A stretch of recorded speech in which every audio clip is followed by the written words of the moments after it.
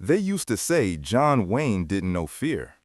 They used to say the man who charged through war films and stared down outlaws had nerves carved from stone. They used to say he laughed in death's face. But the people closest to him, they knew better. Because on a cold November night in 1973, Hollywood's strongest man sat alone in a leather chair, a half-drained bottle of tequila beside him and a telephone shaking in his hand. Not from age, not from drink, not from the ocean wind rattling the windows of his Newport Beach home, but from something far heavier. He didn't call his wife. He didn't call his children.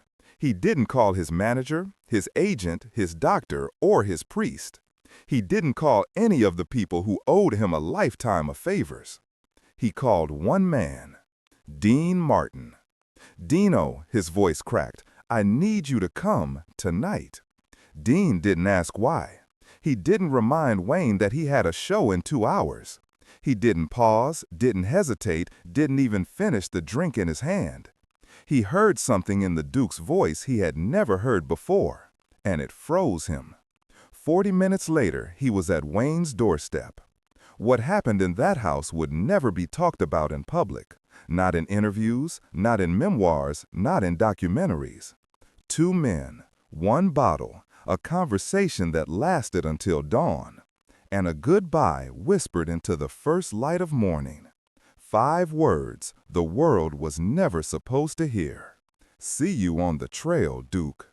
But to understand why John Wayne called Dean Martin, and only Dean Martin, that night, you have to go back to 1959, to a dusty stretch of Tucson, Arizona, to a film set called Rio Bravo, and a bottle of tequila that changed everything. The beginning of an impossible friendship. On paper, John Wayne and Dean Martin should have despised each other. John Wayne was Hollywood's cowboy king, a symbol of grit, war, and American steel. Dean Martin was the Rat Pack's smoothest crooner, an Italian singer who acted like life was one long joke. Wayne didn't like singers. He thought they were soft. He thought they were pampered.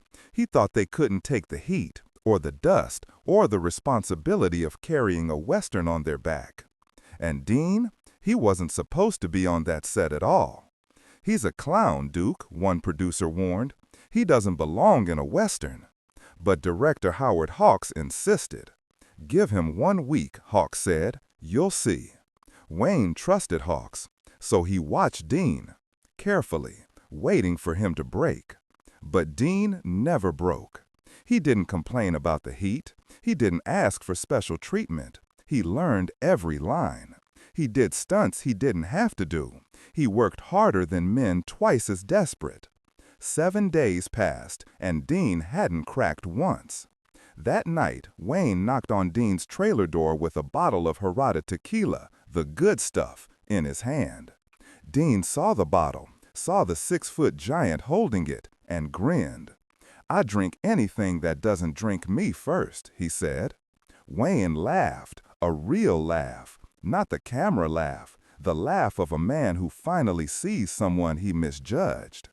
They sat on the trailer steps, passing the bottle between them while the Arizona sky melted into purple and gold. They didn't talk about fame. They didn't talk about money. They didn't talk about the glamorous lies Hollywood sells. They talked about their fathers, about hard childhoods, about the fear of being forgotten, about how exhausting it was to wear a mask for the world every day. By the time the bottle was empty, they weren't co-workers. They weren't 2 mismatched celebrities. They were brothers. A bond formed that night, a bond that survived 15 years of arguments, politics, heartbreaks, and careers that rose and fell like tides. And in 1973, that bond would be tested by something no man could fight, not even John Wayne. The night John Wayne could not breathe alone. Dean was backstage at the Sands when the phone rang. His assistant, pale as chalk, whispered, "Mr. Martin, it's John Wayne. He says it's urgent." Dean didn't finish his drink, didn't adjust his tie, didn't step on stage. He picked up the phone. Dino. That voice heavier than Dean had ever heard. I need you to come, tonight. What's wrong, Duke? Silence. Silence so heavy it said everything. I got news today, Wayne finally said. The kind of news a man shouldn't hear alone. Dean didn't ask a single question. I'm coming, he said. Don't go anywhere. He left everything behind. His show, his audience, his paycheck, his reputation for never rushing. He drove into the desert at 95 miles per hour with the windows down and the radio off because he already knew. This wasn't a casual visit. This wasn't a nightcap between friends. This was a man preparing to say goodbye. The conversation Hollywood never saw. The house felt wrong the moment Dean walked in. Quiet, still, like a museum dedicated to someone still breathing.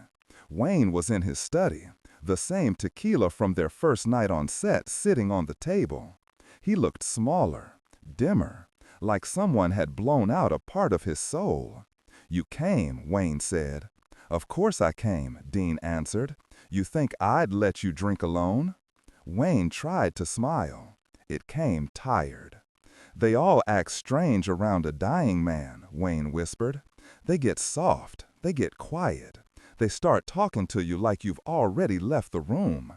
You're not dead yet, Duke. No, Wayne said, but I'm on my way.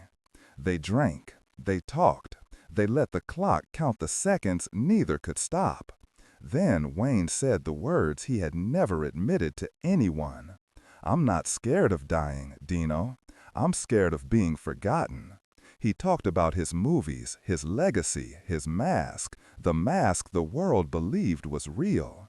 He talked like a man who had carried a myth for too long. Dean lit a cigarette, waited, watched the myth fall away. Then he said softly, You want to know what I remember, Duke?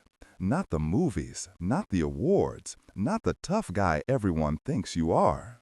Wayne looked up. I remember two men sitting on trailer steps with a bottle of tequila. I remember your tears the day a scene reminded you of your mother. I remember you calling me at 3 a.m. when your marriage fell apart.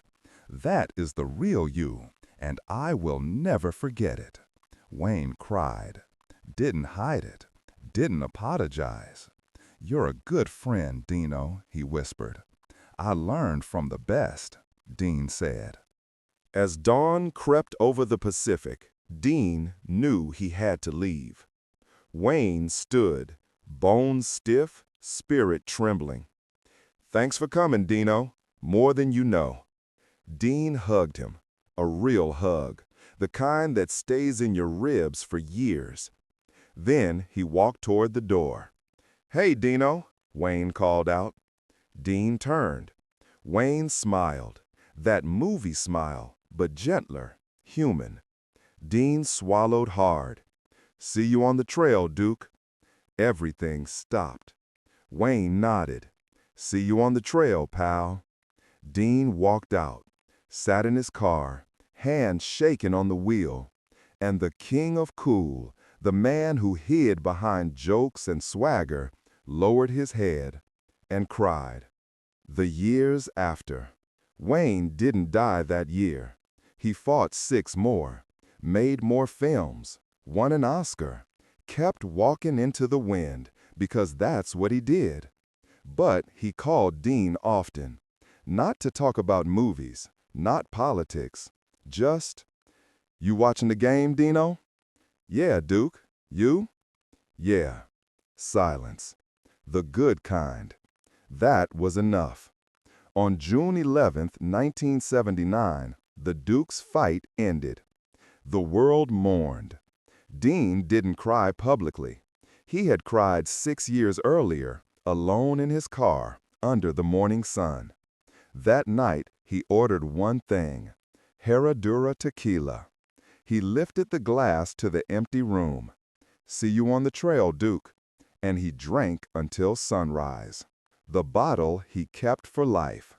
When Dean Martin died in 1995, His children found a cabinet hidden in his study. Inside, behind the awards and the memories, sat an old, dusty tequila bottle, the bottle from Rio Bravo.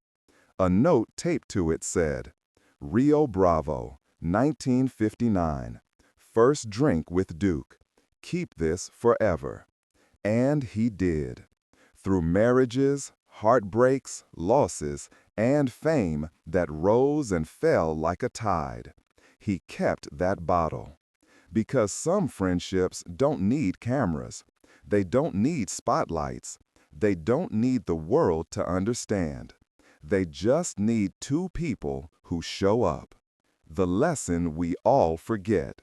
When John Wayne got the worst news of his life, he didn't call the studio, didn't call the newspapers, didn't call the people paid to care. He called his friend. And Dean came. No questions, no hesitation, 95 miles per hour through the desert.